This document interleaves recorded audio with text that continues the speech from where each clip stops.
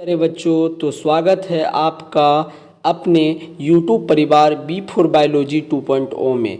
तो आज मैं फिर से आप लोगों के लिए पार्ट 3 जीव विज्ञान क्लास 12th का चैप्टर फर्स्ट जीवों में जनन का MCQ सीरीज लेकर आ गया, जो आपके लिए डेली 10-10 क्वेश्चन करवा रहा हूं, जो कि आपके एग्जामिनेशन पॉइंट ऑफ व्यू से काफ़ी ज़्यादा इम्पोर्टेंट है। तो हम क्वेश्चन की शुरुआत आज फिर से करने वाले हैं। सबसे पहला क्वेश्चन है क्या, कलिका रोपण उदाहरण है किसका?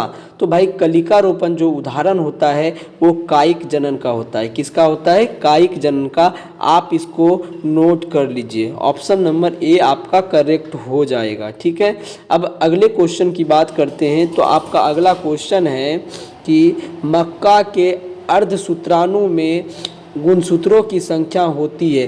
तो मक्का के अर्धसूत्राणु में जो है गुणसूत्रों की संख्या होती है 20। कितनी होती है?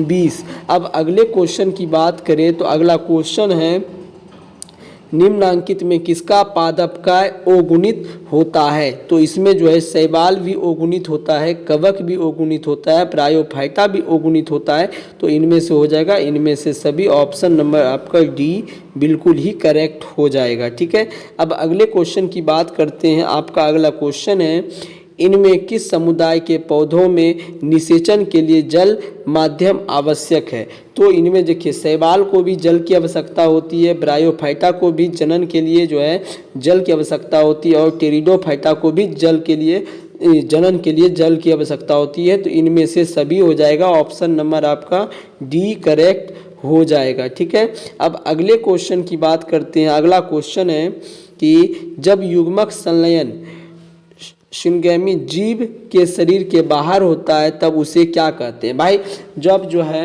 युग्मक का संलयन जो है जीव के शरीर के बाहर होता है तो उसे कहेंगे बाह्य निषेचन। क्या कहेंगे? बाह्य निषेचन। ऑप्शन नंबर आपका बी करेक्ट हो जाएगा। अगले क्वेश्चन की बात करते हैं, द्विविखंडन।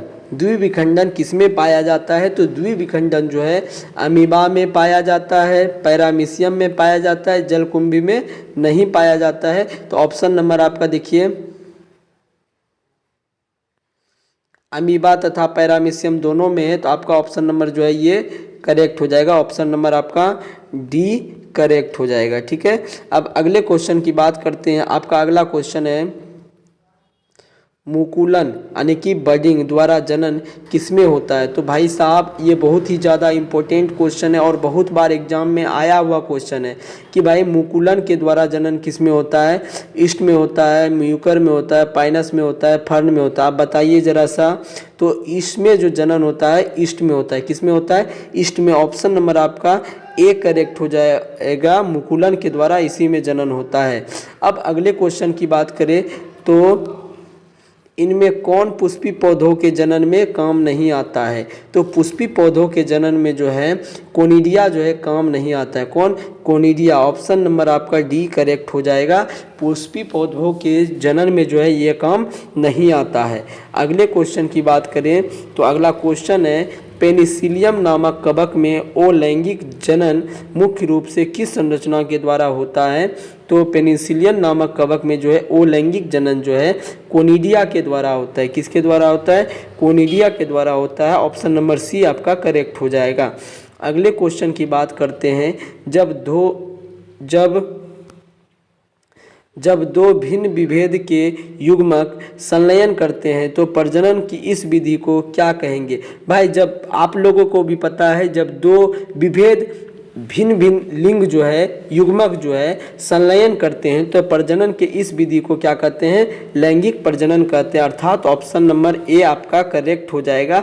आप लोग इस 10 क्वेश्चन को बहुत ही अच्छे ढंग से जो है आप पढ़ लीजिए, क्योंकि जो है ना इतना बेहतरीन ढंग से इस चीज़ को आप लोगों को बताया जा रहा है कि आप लोग अगर कॉपी में इसका एक एक करके नोट्स भी बनाते हैं ना, आपके एग्ज़ाम में इससे बाहर क्वेश्चन नहीं आने वाला है।